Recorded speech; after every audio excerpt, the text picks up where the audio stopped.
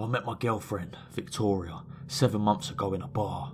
We felt an instant connection and started dating 3 days later. She brought nothing but happiness, the perfect definition of a soulmate. So when I graduated from university, we both agreed to move in together. She's 2 years older than me and was already working, so I moved into her house. However, after moving in, everything went downhill. The first incident happened on the first night of moving in. Victoria works night shift, so she was getting ready to head out. "Babe, I'm heading off now. Just to tell you again, the neighbours next door get a little cranky at night, so just ignore them," she said sweetly. Yeah, I get it," I responded. I gave her a kiss goodbye and she left, leaving me alone in her house. I sat down on the kitchen table and got to work. For context, I work remotely as a character designer for a video game company. It was peaceful for a few hours, until the clock hit 2 AM. The cranky neighbours began screaming profusely. I couldn't hear what they were saying, but it sounded like an intense argument. I tried ignoring it for a while, but eventually the sound became unbearable. Banging was heard on the walls, glass shattering on the floor, followed by more screaming and arguing. So much so that it sounded like multiple voices overlapping with each other. I tried blasting music in my headphones, but that didn't help. Eventually I couldn't take it anymore, so I called it a night and stopped working. The next day passed by in a flash. I chose not to tell Victoria about the neighbours, since apparently it was normal and I didn't want her to think that it bothered me so much. It was her house, after all. Nighttime came and I was watching TV on the sofa when the arguments from the neighbours came again. Thumping, glass shattering, furniture being thrown around. You'd think their house is a WWE ring. Suddenly, I started hearing banging on the door, followed by blood-curdling screaming. "What the fuck?" I said while pausing the movie I was watching. The neighbour was trying to break into the house. That's it, that was the last straw.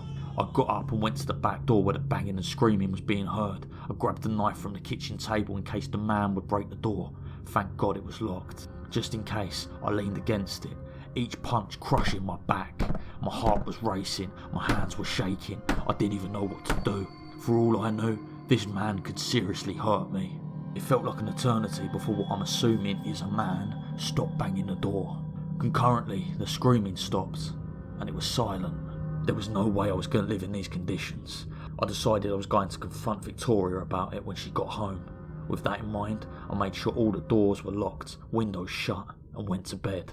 A few hours later at 6 AM, my girlfriend got home and laid down in the bed next to me. She hugged me from behind and gave me a kiss on the nape, waking me up. "How's everything?" she asked softly. "Were the neighbours loud?"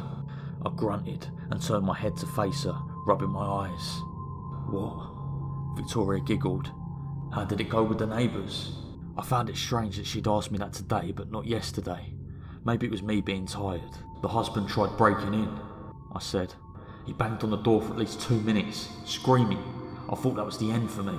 Seriously, Victoria, I don't think this house is safe for us to live in."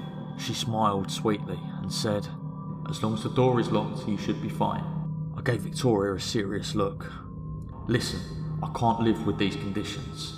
I tried to say it as nicely as possible. "I didn't even feel safe in the house last night. You're telling me this is going to happen every single night?" Victoria looked down, her eyelids drooping in discomfort. I felt sorry blaming her for something that wasn't her fault, but obviously we needed to do something about it. I can't fear for my life every night. "I'll call the wife tonight and see if anything can be done." She hugged me tightly. I smiled and kissed her on the forehead. "Thank you, baby. I know it's not your fault, but it's impossible to live in fear in my own house every night." On the following evening, Victoria left for her night shift. Once again, I was left alone in her house. She texted me around 15 minutes later, telling me that the problem was solved and it should be better tonight. I thanked her and laid down on the sofa to wind down. I ended up falling asleep while watching a movie. I woke up a few hours later at 4 AM to screaming from the psychotic neighbours once again. Furious, I got out of bed and prepared myself for confrontation. I was ready to finally get to the bottom of this. However, as I walked closer to the front door, something felt off. I noticed the voices and banging was a little closer than usual, as if they were in the same house.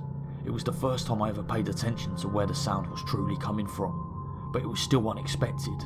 Subtle, but unexpected. Following the traces of the sound, the screams didn't make it to the front entrance, or to the house next door. They took me to the basement door, the only part of the house I haven't gone into yet. My heart began racing. This has to be my hallucinations. The sounds can't be coming from my girlfriend's basement, right? With my legs trembling, I tried to push the basement door open, but it was locked. It only resulted in an even louder screams coming from downstairs. They sounded like a cry for help. What the fuck is down there? I muttered. The thought alone sent shivers down my spine. Thankfully, or unthankfully, my uncle taught me lockpicking when I was younger in case I was ever in a dangerous situation where I needed it. So if there's ever been an opportunity to use that skill, it would be now. I took 2 paper clips and started fidgeting with them inside the lock. In just a few minutes, the door unlocked, but it still wouldn't open. I looked around the house for anything I could use, until I found a crowbar. Using all my might, I pushed the door open. Looking back, I wish I hadn't. Instantly, I heard loud, blood-curdling screams piercing my ears. Screams that you would only hear in horror movies. Covering my ears, I forced my way downstairs. What I saw was horrific. Dead bodies of dozens of guys were organised in a line on the floor across the basement. Worst of all, every guy there looked to be around my age, mainly looking like the exes Victoria talked about in passing. Above them was a jar. Inside it looked to be their faces with a large glow surrounding them. They were screaming in absolute agonising pain. From what I saw, it looked to be their souls. The sealed, trapped souls of innocent men facing endless pain in the afterlife. The stench was unbearable. Their bodies were bled out, as if everything inside of these men was sucked out, only to leave their pure skin. Despite that, their faces were somewhat recognisable. Every body neatly placed to keep its original shape. Their names written in blood in front of each body. Jack, Noah, Michael, etc, etc. Their screams sounded more like loud gasps from up close. The room was so loud I was getting dizzy. The screams only got louder. It sounded loud enough to screech into my brain. My mind went blank. My body shaking at the thought that this was my girlfriend's creation. It got even worse when I got to the end. Another name was written in blood, with no body behind it, as if it was still being prepared. Dylan. That was my name. And then I got a notification on my phone, a message from Victoria. My heart stopped just by reading it. Hey babe, on my way home. Sorry about yesterday. Let's have some fun tonight.